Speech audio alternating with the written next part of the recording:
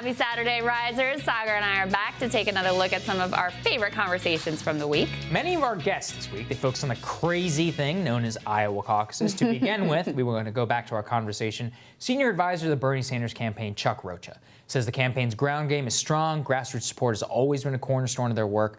But he also said he's not worried about Sanders losing momentum after Iowa. Let's take a look. They can purchase TV commercials and they can purchase mail pieces. They can purchase yard signs, but they can't purchase grassroots support. And I think that's what we rely on the most, is that support that are in all of these states now, that never really left, who've been self-organizing.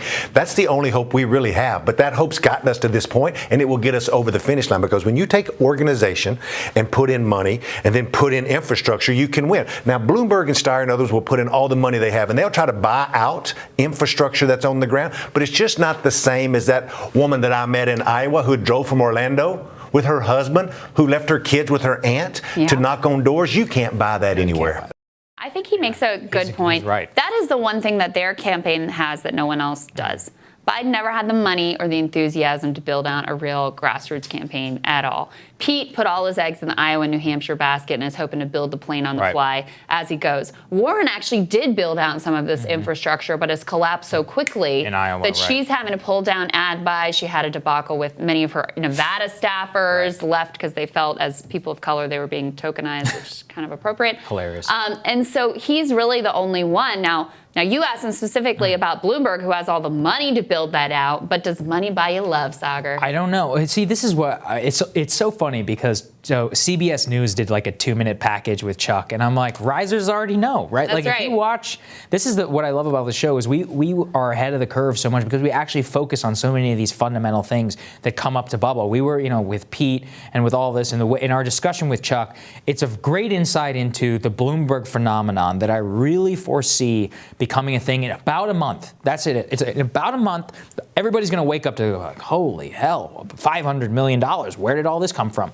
They slept on Steyer. Now he's number 2 in South Carolina. Right. I mean, things are happening here. And that is a great insight into how the Sanders campaign in particular might deal with it. Yeah, indeed. Now, we also had friend of the show, MHAEL Brooks, on for our live streaming coverage of the Iowa caucuses, of the caucuses that weren't or whatever. By the way, check us out for the upcoming New Hampshire primary on Tuesday, too.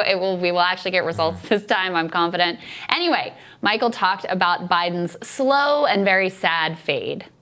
I've been someone who's been pretty opposed to counting them out. I thought that there was been here too. I agree with you guys. I thought there was a certain resiliency in him as a default choice. But you go into New Hampshire where he is not polling well, and the sad part of this is I'll go rain on Biden all day for civil rights, for Iraq, for bankruptcy bill, for trade. And as a comedian, I will joke about his deterioration. But as a human being, and this is just depressing, I don't think he has the capacity, frankly, to do what you would need to do. I mean, this campaign does not, it looks like they're sort of marching an older person around who isn't capable to do what they're asking him of. So I don't mean that as an insult. I actually find it very sad in human moments to watch this, frankly. I don't see it. Yeah, I think that's he's right. fair. I mean, you can criticize his team for the approach that they've taken, which is very safe, keep him cloistered, keep him off the trail, don't let him do a lot.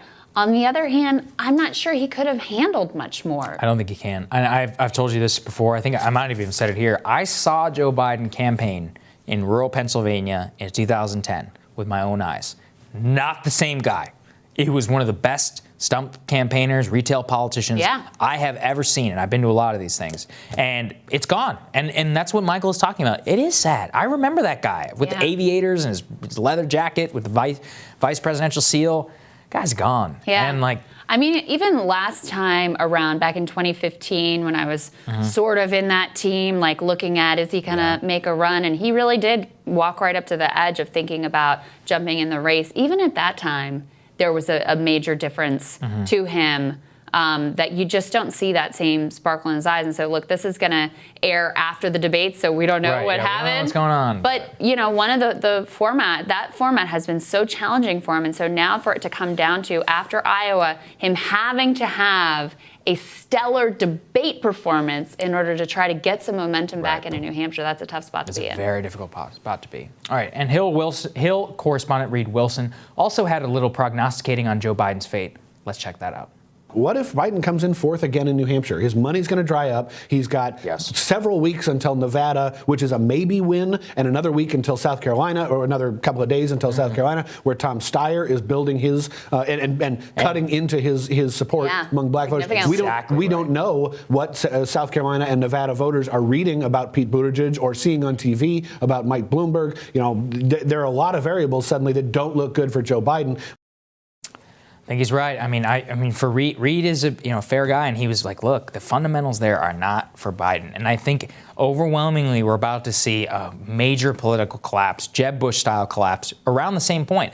Except he has a little bit more resilience in South Carolina. It all comes down to that. And the real telling point is going to be Nevada. If he completely gets screwed in Nevada, I think he's done. Now, to play devil's advocate, I will say there's an affection for Joe Biden that was never there for Jeb Bush. Right? There was never like we love Jeb Bush thing. But people really genuinely like Joe Biden. They feel affection for him as a human being. And they should, and especially when he's vulnerable, when he talks about his life and the grief that he suffered and the things he's overcome. I think that is why he has been so resilient at the polls. So I don't want to completely write him off, but we predicted he would get fourth in Iowa, but I still did not think he would do as poorly as he did, or just exhibit the sheer, weakness in this campaign and fall apart as quickly as he seems to have. His popular vote totals were a total disaster. Amy Klobuchar was right there on his heels. Couple thousand. I mean, Pete and Bernie both doubled him. That's astonishing, especially given the amount of institutional support that he did have in that state. Exactly. All right, that does it for us. We'll be back later today for our recurring segment with Katie Halber from Rolling Stone's Useful Idiots podcast, where we break down the week that was in media mishaps. That's always a fun one. That's right. And tomorrow we're going to have another round of #RisingQs. See you then.